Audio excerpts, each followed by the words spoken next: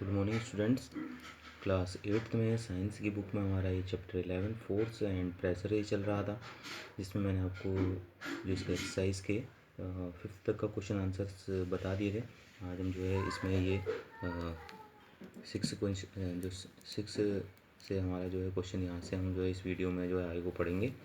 ठीक है, तो 6 वाला क्वेश्चन है हमारा, अ ब्लैक स्मिथ हैमर से hot piece of iron while making a tool. How does the force due to hammering affect the piece of iron? ठीक है, यानी कि एक औजार बनाते समय कोई लोहार लोहे के गर्म टुकड़े को हथौड़े से जो है पीटता है। पीटने के कारण लगने वाला बल लोहे के टुकड़े को किस प्रकार जो है प्रभावित करता है। ठीक है, तो इसका आंसर है हमारा, the force due to hammering change the shape of piece of iron. यानी कि हथौड़े को जब उस लोहे के टुकड़े पे मारता है वह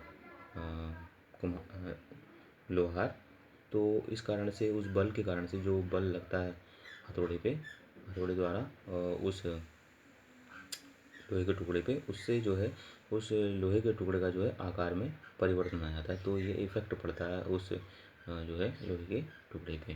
ठीक है, अब अगला क्वेश्चन है हमारा, an inflated balloon was pressed against a wall after it has been rubbed with a piece of synthetic cloth. It was found that the balloon sticks to the wall. What force might be responsible for the attraction between the balloon and the wall. यानी कि एक फुलाए हुए गुब्बारे को संश्लिष्ट कपड़े के टुकड़े से रगड़कर, यानी कि एक जो है संश्लेषित जो कपड़ा होता है, ठीक है, उससे जो है रगड़ करके एक दीवार पर दबाया गया। ठीक है, और यह देखा गया कि गुब्बारा जो है दीवार से चिपक गया है। दीवार तथा गुब्बारे के बीच आकर्षण के लिए जो उत्तरदायी बल है उसका जो है हमने नाम बताना है इसमें से। ठीक है, जो उत्तरदायी बल होता है वो होता है इलेक्ट्रोस्टैटिक फोर्स, यानी कि विद्युत स्थैतिक बल। ठीक है, इस बल के कारण ही जो है जो आवेशित गुब्बारा होता है वो दीवार पर चिपक जाता है। ठीक है, अगला क्वेश्चन है, name the forces acting on a plastic bucket containing water held above ground level in your hand. Discuss why the forces acting on the bucket do not bring a change on its state of motion. यानी कि आप अपने हाथ में पानी से भरी एक प्लास्टिक की बाल्टी जो है लटकाए हुए हैं। बाल्टी पर लगने वाले बलों के नाम बताइए, जो बल लगेंगे बाल्टी में, क्योंकि वो पानी से भरी हुई है और आपने उसको हाथ में उठाया हुआ है। विचार विमर्श कीजिए कि बाल्टी पर लगने वाले बलों द्वारा तो बाल्टी पर जो बल लग रहे हैं, ठीक है, इसकी गति की अवस्था में परिवर्तन क्यों नहीं होता। तो जो है बाल्टी पर जो बल लग रहे हैं इनके कारण से जो है इसकी गति की अवस्था में परिवर्तन क्यों नहीं हो रहा करके, ठीक है, ये हमने बताना है इसमें। ठीक है, तो इसका आंसर देखते हैं हम। सबसे पहले तो ये बताएंगे कि जो बाल्टी में जो बल लग रहे हैं उन बलों को हम बताएंगे। The force acting on a plastic bucket are, यानी कि वह बल जो उस लटकी हुई बाल्टी में लग रहे हैं वो है ग्रेविटेशनल फोर्स, यानी गुरुत्वीय बल। इट इज़ एक्टिंग डाउनवर्ड्स, जो नीचे की ओर लग रहा है क्योंकि हमने हाथ में लटकाया है बाल्टी को। दूसरा है muscular force, it is applied by our hands to lift the bucket in upward direction. और दूसरा जो पेशीय बल है वो लग रहा है, जो हमने बाल्टी को अपने हाथ से पकड़ा हुआ है, और जो बल है वो मस्कुलर फोर्स है, वो कहाँ को लग रहा है, ऊपर की तरफ लग रहा है। तो एक जो ग्रेविटेशनल फोर्स है, गुरुत्वीय बल है, जो नीचे की तरफ को लग रहा है, और जो मस्कुलर फोर्स है जो हमारे द्वारा लगाया जा रहा है, ठीक है, हमारे हाथ के मांसपेशियों द्वारा लगाया जा रहा है, वो ऊपर की ओर लग रहा है।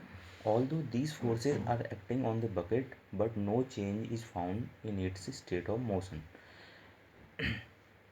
यह दोनों प्रकार के बल उस बाल्टी पर लग रहे हैं, लेकिन फिर भी जो है उसकी गति की अवस्था में परिवर्तन नहीं हो रहा है, क्योंकि the two forces are balancing each other and as a result net force is zero.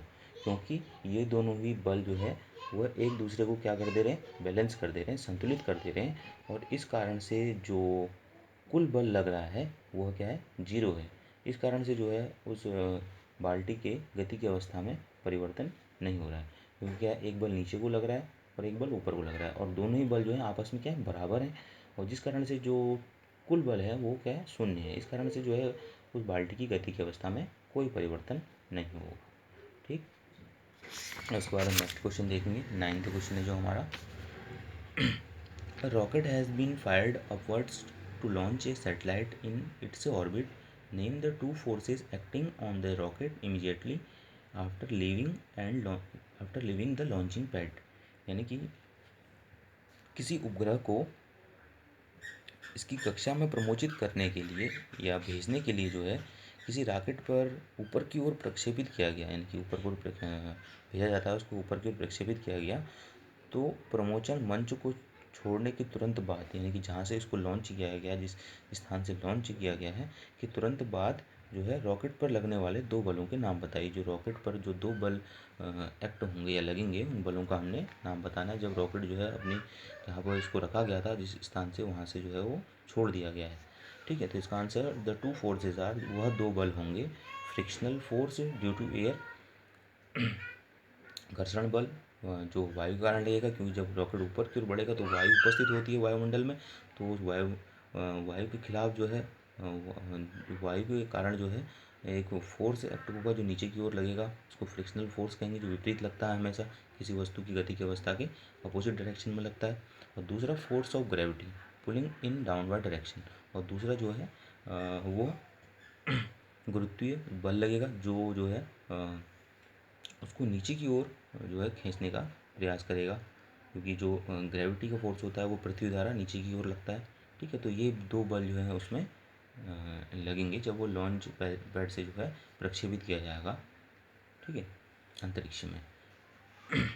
अब हमारा 10th क्वेश्चन है, ठीक है, when we press the bulb of a dropper with its nozzle kept in water, air in the dropper is seen to escape in the form of bubbles. Once we release the pressure on the bulb, water gets filled in the dropper. The rise of water in the dropper is due to, तुमको चार option दिए, optional वाला question है। ठीक है, pressure of water, gravity of earth, shape of rubber bulb और atmospheric pressure. ठीक है, तो इसमें पहले क्वेश्चन को समझ लेते हैं ये क्या कह रहा है करके। कह रहा है जब किसी ड्रॉपर के नोजल, जो नीचे का हिस्सा होता है ड्रॉपर का, तो पानी में रखकर इसके बल्ब को दबाते हैं, जो ऊपर का उभरा हुआ भाग होता है उसको हम जब दबाते हैं तो ड्रॉपर की जो ड्रॉपर की वायु बुलबुलों के रूप में बाहर निकलती हुई दिखलाई देती है। जो ड्रॉपर के अंदर जो हवा भरी होगी वो जो है बुलबुलों के रूप में जो है पानी के अंदर निकलती हुई दिखाई देती है। बल्ब से दाब जो है हटा लेने पर, जब जो है हम उस जो उभरा हुआ भाग होता है बल्ब का उसको दबाना बंद कर देते हैं पानी के अंदर ले जा करके, तो ड्रॉपर में क्या हो जाता है, फिर पानी भरने लग जाता है, यानी पानी भर जाता है। तो ड्रॉपर में पानी चढ़ने का कारण क्या है कह रहा है। तो चार ऑप्शन दिए थे हमको कि बल के दाब जल के दाब के कारण, या पृथ्वी के गुरुत्व के कारण, या जो है बल्ब के जो है शेप यानी उसके आकार के कारण, जो रबड़ का बल्ब था उसके आकार के कारण, या चौथा एटमॉस्फेरिक प्रेशर के कारण यानी वायुमंडलीय दाब के कारण। तो वायुमंडलीय दाब के कारण ही जो है ड्रॉपर पे जो है जल वो है ऊपर की ओर चढ़ता है। ठीक है, तो इसका डी वाला ऑप्शन सही है, तो इसमें मैंने टिक लगा रखा है। इस तरह से आप भी जो है इसमें टिक लगा लीजिएगा। ठीक है, तो इस तरह से आज हमारा जो है इस वीडियो में ये चैप्टर कंप्लीट हो गया है। इससे नेक्स्ट वीडियो में हम जो अगला चैप्टर है फ्रिक्शन, घर्षण, उसको पढ़ेंगे। ठीक है।